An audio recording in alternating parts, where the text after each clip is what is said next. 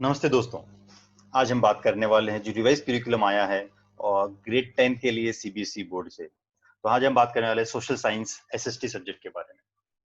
SST subject जो है हमारा एक कंपलसरी सब्जेक्ट है जो हमारे सेकेंडरी स्कूल्स में पढ़ाया जाता है। इससे हम सीखते क्या है, हमें कुछ ऐसी स्किल्स आती है जो हमें खुद की डेवलपमेंट और नेशनल बिल्डिंग के लिए काफी हेल्प करती है। इसमें जो है हिस्ट्री है, ज्योग्राफी है, पॉलिटिकल साइंस है और इकोनॉमिक्स है। थ्योरी पेपर के लिए history, India and contemporary world, इसके 46 लेक्चर्स होंगे जो 20 मार्क्स के लिए हैं बोर्ड में। ज्योग्राफी के लिए 34 लेक्चर्स हैं, अगेन 20 मार्क्स। डेमोक्रेटिक पॉलिटिक्स जो पॉलिटिकल साइंस है 27 मार्क्स के लिए हो रहा है, सेम 20 मार्क्स के लिए। और इकोनॉमिक्स जो है 44 लेक्चर्स हैं विद 20 मार्क्स। टोटल मार्क्स होंगे 80 और नंबर ऑफ लेक्चर्स जो साल भर में होने वाले हैं दे आर अराउंड 151। अगर हम कोर्स कंटेंट की बात करें तो हमारे पास कोर्स क्या क्या है, तो आप ये देख लीजिए कि आज की डेट पे हमारे पास जो जो चैप्टर हम लोग पढ़ने वाले हैं या समझने वाले हैं वो है nationalism in Europe, nationalism in India. ये दो चैप्टर कंपलसरी हैं, फुल फ्लेज पे आने वाले हैं। बट अच्छी बात यह है कि जो चैप्टर है हमारे पास जो कि है making of a global world and age of industrialisation, ये दोनों में से हमें एक ही पढ़ना है और वो भी सिर्फ और सिर्फ पीरियोडिक टेस्ट के लिए, क्योंकि ये बोर्ड में पूछे जाने वाला नहीं है। तो हिस्ट्री हमारा यहाँ खत्म होता है। दो चैप्टर्स आप पकड़े चलिए, nationalism in Europe and nationalism in India. Geography में हमारे पास जो चैप्टर्स हैं वो रिसोर्सेस एंड डेवलपमेंट है, एग्रीकल्चर है, मैन्युफैक्चरिंग इंडस्ट्रीज हैं और life lines of national economy है।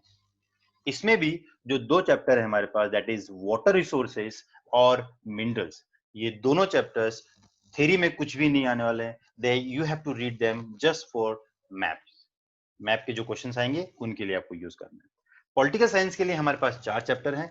First is power sharing, number two federalism, और थर्ड है पॉलिटिकल पार्टीज, और फोर्थ है हमारे पास आउटकम्स ऑफ डेमोक्रेसी। सिर्फ चार चैप्टर आपको पढ़ने हैं। इकोनॉमिक्स में भी चार ही चैप्टर हमको मिले हैं, that is development, sectors of Indian economy, money and credit, और globalization and the Indian economy. तो आप ये समझ चलिए कि कितनी अच्छी बात है कि आपका सिलेबस काफी कम हो गया है। 34-35% तक आपका सिलेबस यहाँ बोर्ड ने कम कर दिया है। अब देखते हैं क्वेश्चन पेपर की डिजाइन कैसे करनी है। ये हमारे सेम वो कॉम्पिटेंसीज है, remembering, applying, formulating, map skills.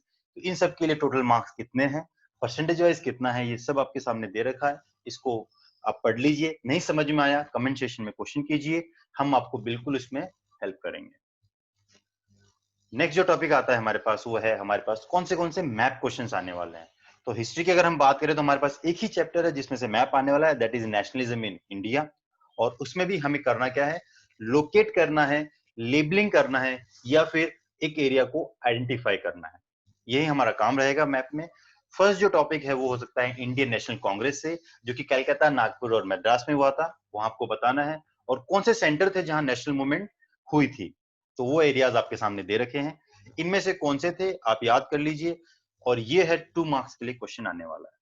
History 2 marks के लिए होगा और ज्योग्राफी 3 मार्क्स के लिए होगा। ज्योग्राफी में जो चैप्टर है रिसोर्सेज एंड डेवलपमेंट, उसमें आपको यहाँ सिर्फ आइडेंटिफाई करना है। मैं फिर कहूंगा, आप प्लीज इस लाइन को देखिए। आइडेंटिफाई आइडेंटिफाई करना है और लोकेट और लेबलिंग अलग करना है। तो रिसोर्सेज एंड डेवलपमेंट में मेजर सॉइल टाइप को सिर्फ आपको आइडेंटिफाई करना है और कुछ नहीं करना है। वाटर रिसोर्सेस में आपको लोकेट करना है और लेबल भी करना है। तो जहां तक पिछले साल तक हमको ये डैम्स नहीं आते थे, अब इन डैम्स के नाम हमें हमें आने वाले हैं, तो ये डैम्स कर लीजिएगा।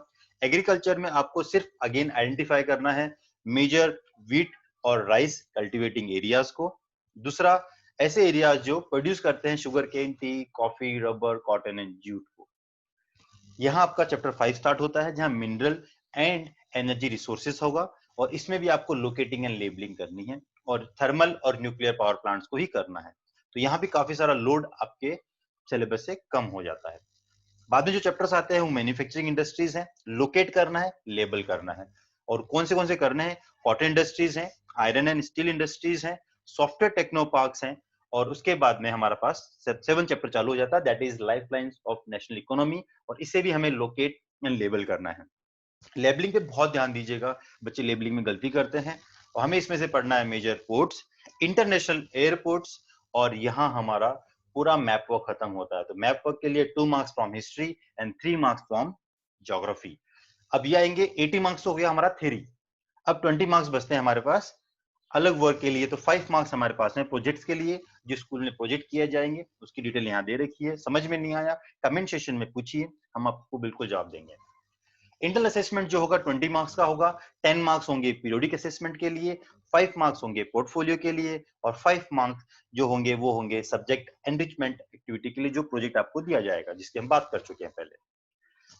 इतना ही है आज के लिए। इसमें कुछ भी आपको क्वेरीज रहे, सिलेबस में क्या कम हुआ है, प्लीज पूछिएगा, हम आपको बिल्कुल हेल्प करेंगे। आज के लिए इतना ही। Thank you everyone.